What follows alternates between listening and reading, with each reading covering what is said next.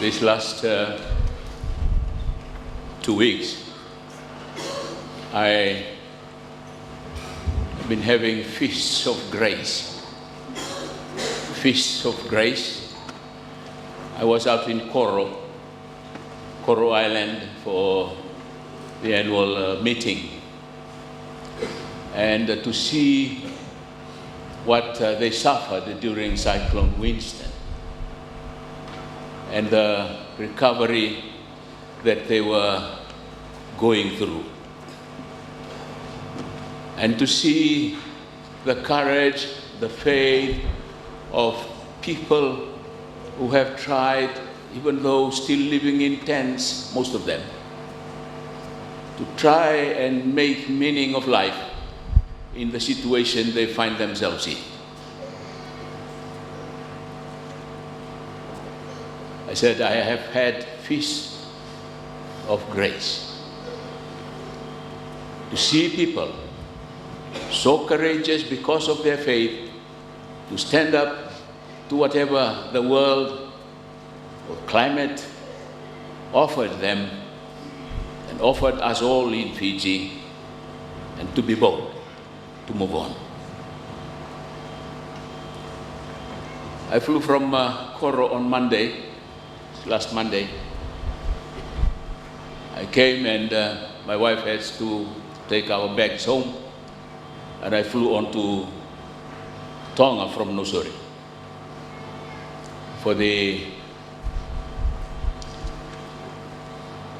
conference on the Wesleyan heritage and what we call his DNA. So the whole Pacific Methodist associated churches are working to try and find what were the things that we can call, this is Wesleyan, this is different from anybody else. This is our heritage. And it was good to see the outpouring of the thoughts of the people on how the Methodist churches ought to move on. Somehow or other, some of this very important heritage we have left and have sort of come away from. And the call was to help us, or to help the leaders of the church and all of us to try and go back to the Wesley's interpretation of the gospel. And to that, we are greatly honored because of such faith that John Wesley had. John Wesley's life was not all good. There were difficult situations. One of us delivered a speech on his family life and taught us something or things that we have never heard before. So it was good to have a balanced view of Wesley. So I'm just saying that the feast continues on.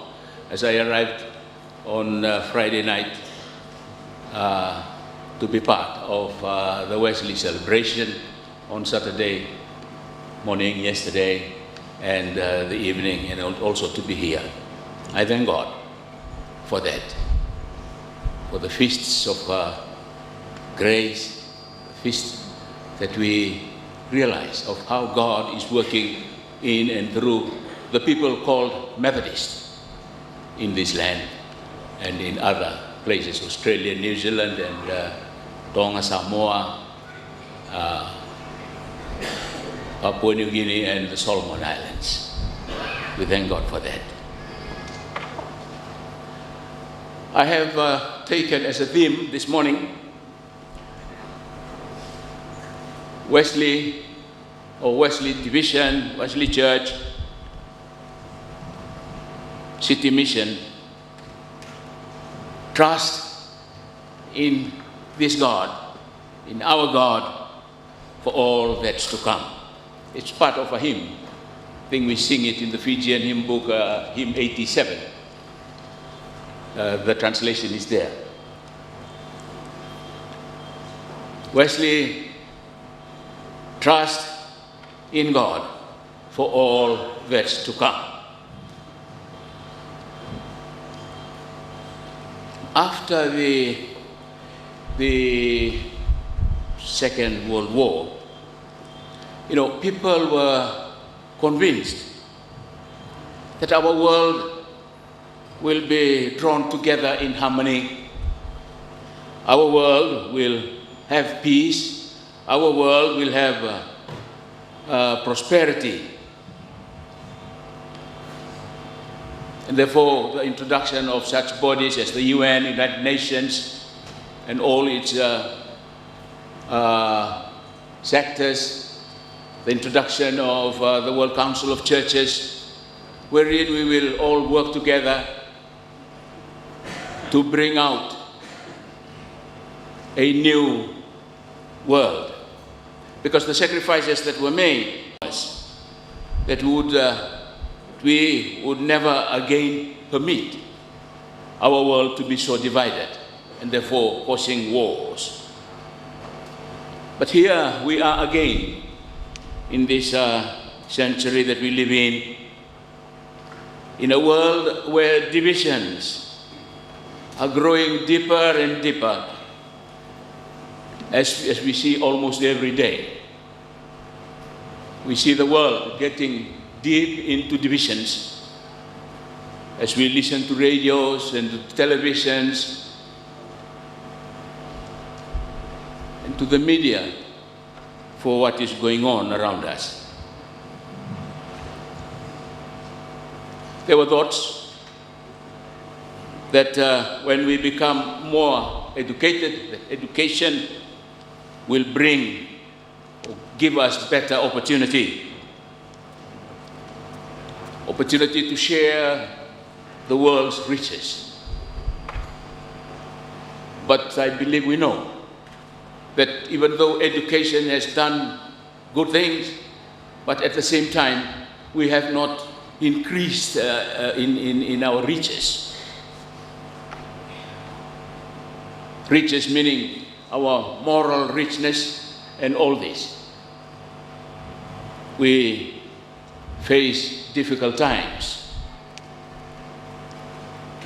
But thanks be to God that while we were faced with all this,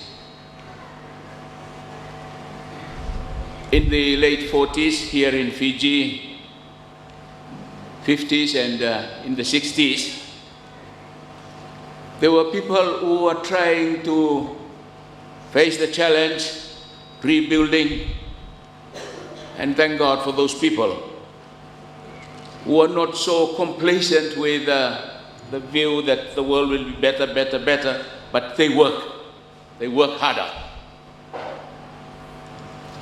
They continue to take community living as important.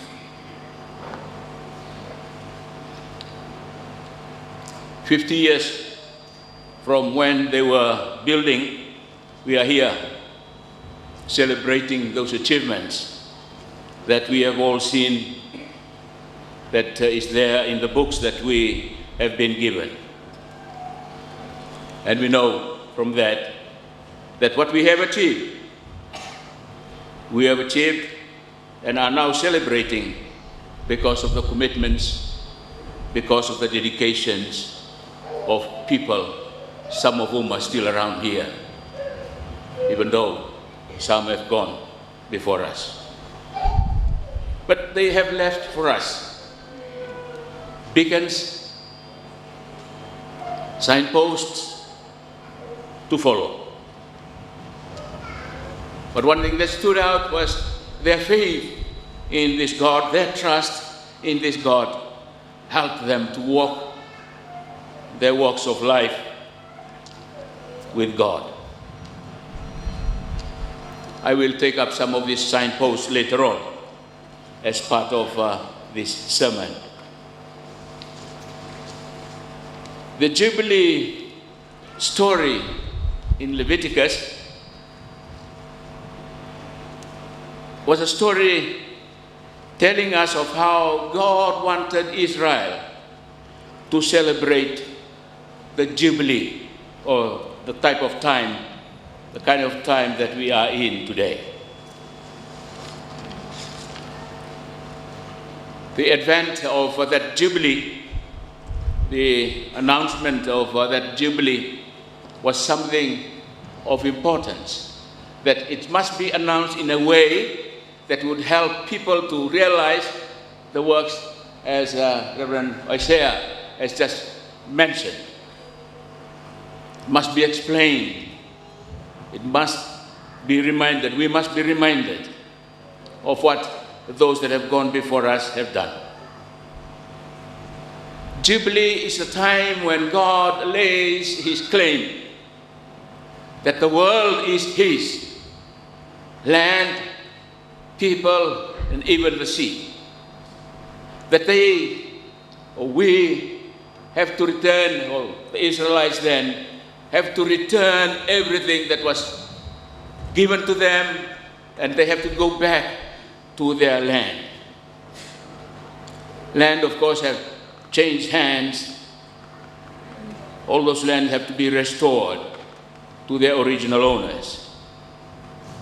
Slaves that were being enslaved because of difficult times, they were to be free. Of course, the Jubilee phraseology continued during Jesus' time in the lessons that we heard, that we will touch on later in Luke 4.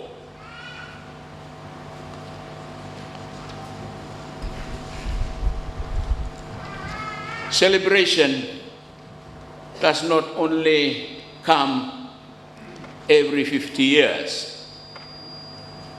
It was given and it came in a progressive way. This is the celebration of Jubilee. It is a celebration that must take place every 7 years. It is a 7 times 7 plus 1 that we are celebrating here now. One whole year, and celebrate the whole Sabbath year. It's important to note that the theme of chapter 25 called it Sabbath year. Some of us will remember that Sabbath is one of the first created things, from God. Sabbath was the day God rested, and we call it His rest. Sabbath is God's rest. It is God's shalom. It is God's peace. God wanted the land to rest 7 times, even before the big rest, that is the 50th, the Jubilee that we are celebrating. Every week there is a Sabbath in the Jewish calendar, just like what the type of calendar that we follow. Every week there is a rest, there is a Sabbath, there is Shalom. Every 7 years there is rest, there is Sabbath, there is Shalom. Every 50 years there is a rest, and there is Sabbath, and there is Shalom. The exile in Babylon, some of the Bible commentators are commenting today that the exile in Babylon, the 70 years that they spent under Nebuchadnezzar, was because they did not observe the Sabbath rest. They did not observe Jubilee. The Jewish people did not observe Jubilee, so God gave them a punishment and sent them out to Babylon, so that the land that He promised them may find time to recover. some of our climate change people, when this is mentioned, they were happy. Is that so? Yes. God sent Israel out so that His promises may come true because of their non-observance of that promise.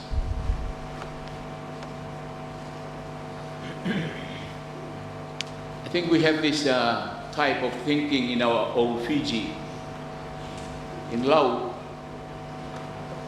there is what we call the Buah-Buah. The Buah-Buah is to plant this side of the land this year or for a few years, then you will leave it for grass to grow back and all these things, and we call it Buah-Buah, so that it can enrich itself and continue to give what we needed of them. I think it's something that we need to address here in Fiji. When the sugarcane plantations in the west and other places,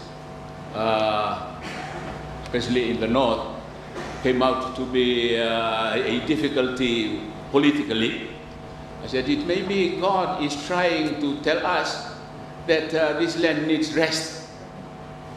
Because when we put manure all the years, the land loses its strength to recover. God has sort of trying to tell us, hey, that's not the way to use this land. Give it rest. I'm hopeful that we can continue to do that and tell our policymakers to please let this be. Otherwise, when population growth comes, all this will be lost. Also in the creation story, God also gave us a formula for how to use or how to see the Sabbath and the land. One would see that things that God had created came in partners, came in twos. God created darkness and light. God created day and night. God created man and women. The order goes on if we read Genesis story. God created day one and day two to complement each other. If you do a proper reading, you will see of Genesis, you will see that this is okay. Day 3 and day 4 to complement each other. Day 5 and day 6 to complement each other. But as we try and see this partnering up in the Genesis story, one will see that there is one part of creation that has not got a partner. The seventh day, or the Sabbath day. It seems that God had intended it to be like that. All created things from day 1 to day 6 in this theory find its partner in the seventh day, the Sabbath day, the day of rest and the day of peace. When I talk about Sabbath day, I'm not mentioning any particular day as we have in our calendar. I'm talking about the day that God rested, and it can be one of those 7 days, depending on where we start our count. Environmental degradation, climate change, problems, etc., can be approached from God's Sabbath. We are living in a world where 24/7 type of mentality is affecting us. You go around and you see so many shops 24/7, Work, work, work. There's no rest. God is saying in this Sabbath rest, I give you rest. It's there. The Jubilee. This 24/7 type of world is strange to the way God created us. And it is not helping the world situation. I once read that, world leaders were trying to make the working days less. The German government then was trying to have only 4 working days, so that they will not continue to pollute the air. Less working days will help. But of course we know that there is a hole somewhere there because of work, work, work. I'm urging us, take time off. Some of us see work as very important. Of course, it is very important. But it will also give us things that we will not like. When I came to Tonga and I told them, I transited at Nawadra and I came straight here. And they told me, hey, do you ever think of heart attack? I said, well, when you work, work, work, that's one of the things that came out.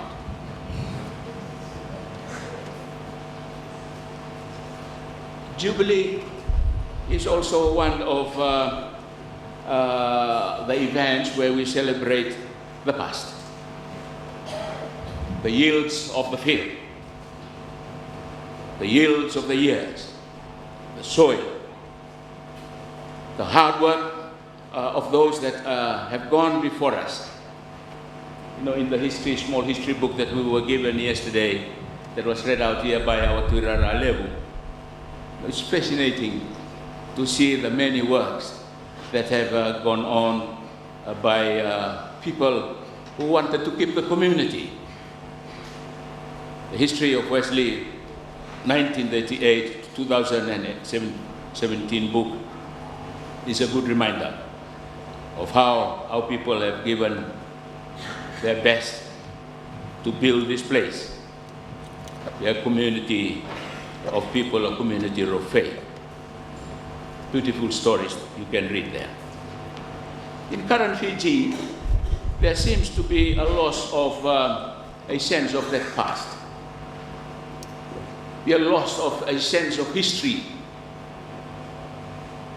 Many of what goes on, we think we are saying that we are just starting anew. We heard this rhetoric, some of our leaders, that everything is just starting here and now.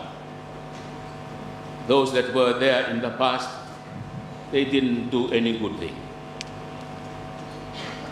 It is worth remembering that those that have gone in the past have contributed to what we are.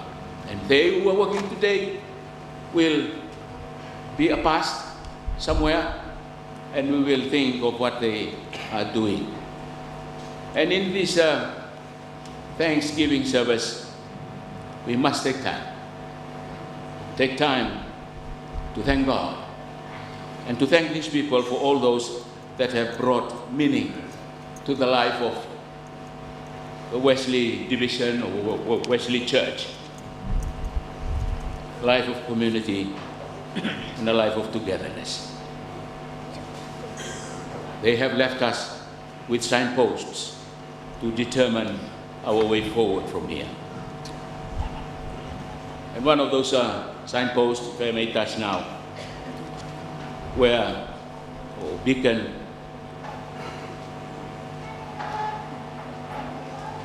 that they have given their focus was mentioned in yesterday. And most of yesterday's stories reminiscing of those good days of the past. The emphasis was on young people, youth work, Sunday school. And it was good to hear, to see the photos of those good years. Sunday school was not only here, there were people from here who went out into Nasinu, the current Nasinu prison, to help those that were there to know Christ through the Sunday school work. Also yesterday, we launched the connectional plan of Wesley Mission, City Mission Church, 2017-2019. All these are part of our forward-looking mission that we are trying to also celebrate the past and also to look forward. The Jubilee celebration of Leviticus 25, I believe, was not only for the older people, but specifically for the future, for the good of the future generations. And allow me to make a call to the church leaders of today here.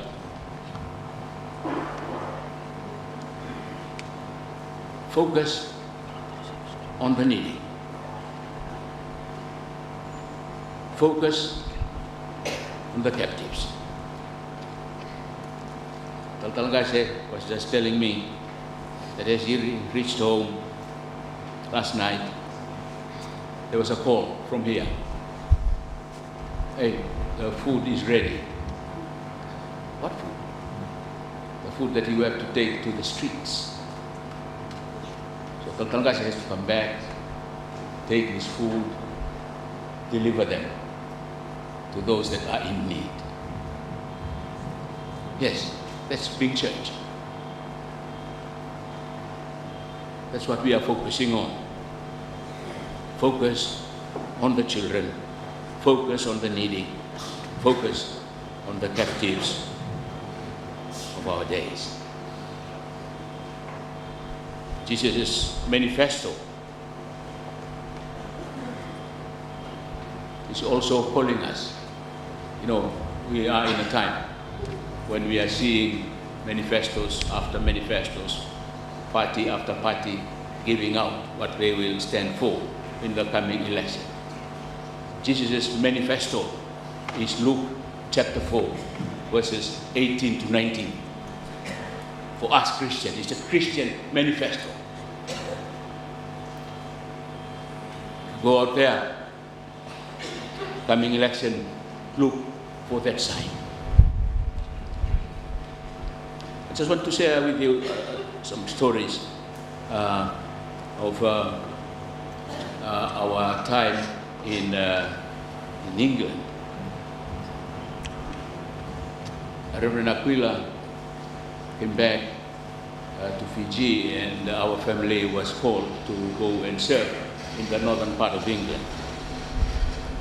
And then he came in later to be part of the church office structure.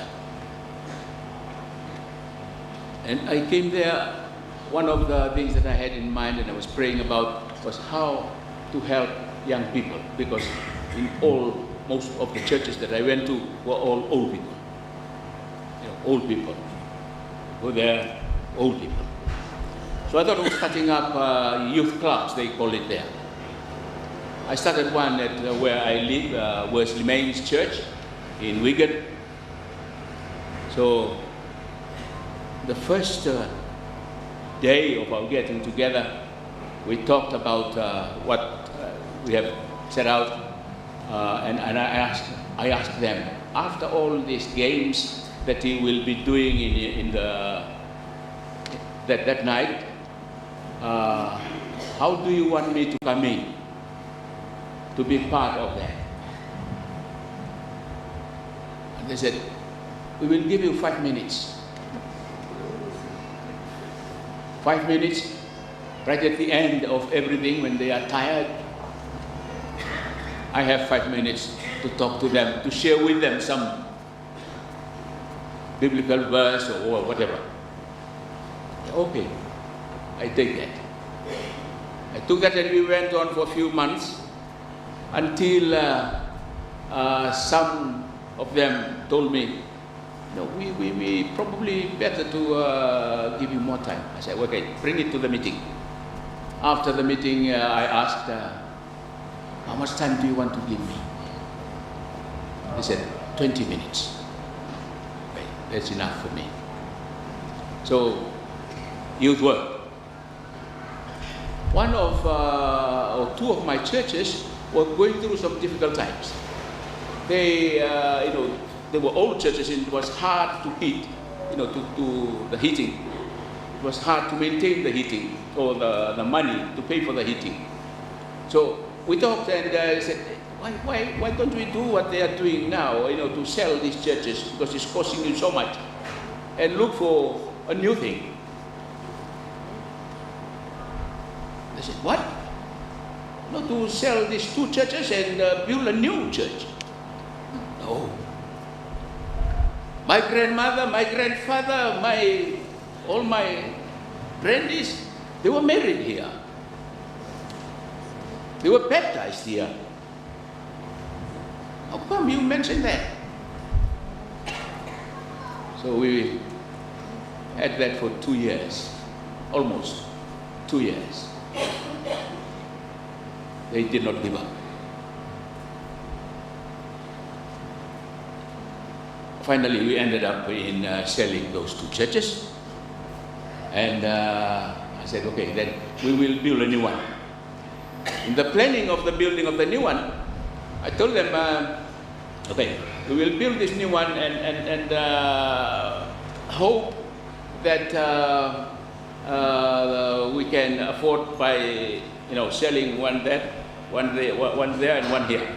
So whatever money that we have collected from those, we did some fundraising like we all do, and the new church was built. Before the new church was built, I told our congregation, this was up north from where we were, called Asphalt, we need to build the church first. I said, yes, that's what we are here for.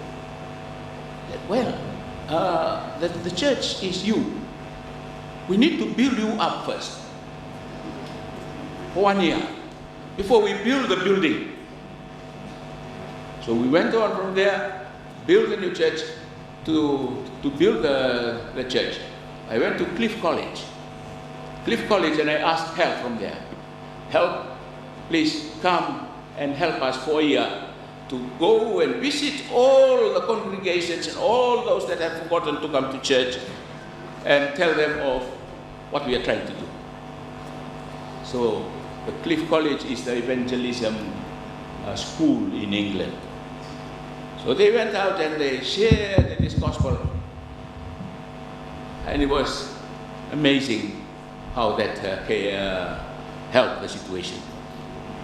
When we were building the church, the plans, I told the architects, please remember to focus on the children. Focus on the Sunday schools. So he designed a church that, almost like here. The Sunday school portion of the building was given, new instruments, all to do with modern technology. And there was a good person there who could, create new things. So I told him, your job is to try and create something new for our young people. Of course, the church was opened 1992 as we were preparing to come. We opened the church before we came. Last year, I went to attend the British conference. And someone came to me. You remember me? No. You know, faces have gone, and hairs have gone, all this, like most of us. And he said, I was one of your youth leader when you were in Wigan. And I was happy to hear that. I said, what are you doing here? I was ordained a few years ago, and I'm now a minister going around. But his second word was not very helpful to me. He said, you know the church that was opened before you left? Yes, they have taken that church down.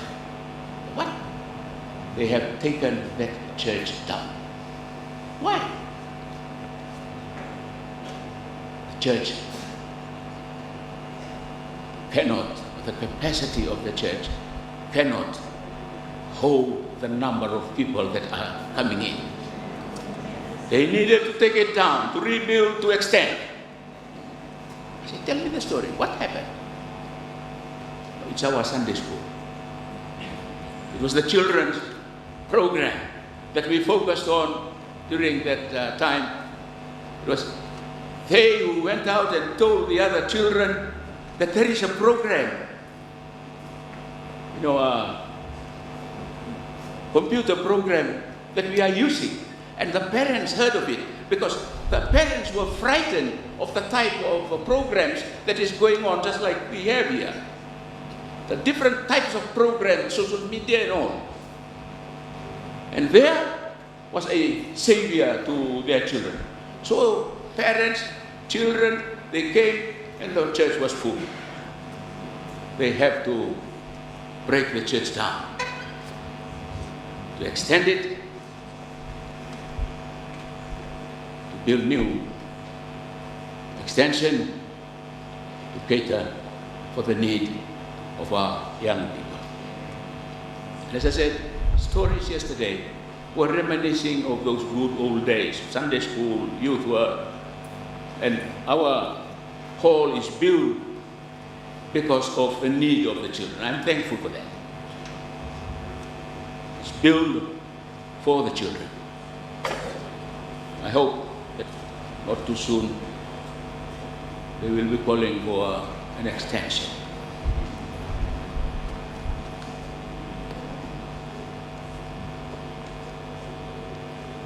Luke chapter 4, as I mentioned, was Jesus' manifesto to conclude this sermon. The Christian manifesto is calling this church to be right in the forefront of mission. Jesus is the answer to our divided world. The divided world that we face, Jesus is the answer to that. But Jesus is calling on spirit-filled leaders. Spirit-filled leaders.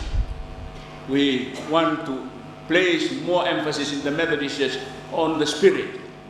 For many a time, we have been pointed at as, do you ever believe in the Spirit, the Holy Spirit? You preach as if there is no Holy Spirit. I said, yes, we do believe. Jesus is calling for new Spirit-filled leaders. For what? So that they can bring good news to the poor, bring liberty to the captives. They can bring sight to the blind. They can bring liberty to those that are oppressed, and to proclaim the year of Lord's favor. My friend, I'm concluding this sermon by asking us to go back to our Christian manifesto, what Jesus is holding up for us.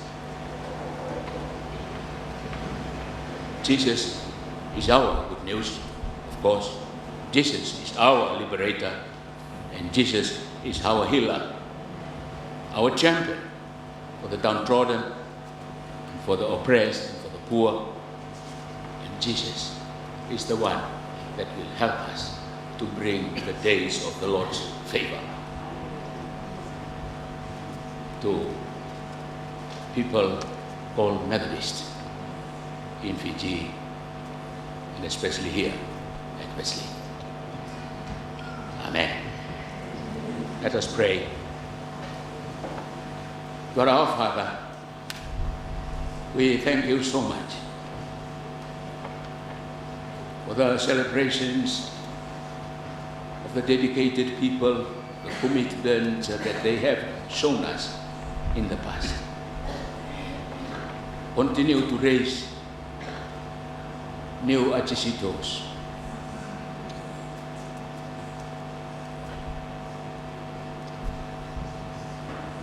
new Esther King, new people of faith that would continue to help to deliver the good news of your message of the kingdom into the divided world that we live in. May this continue today in our time, so that more and more people may be enabled to hold on to you and to trust you. Wesley Church, trust in God in the making of our Lord. Father God, this is our prayer. We offer this prayer in Jesus' name.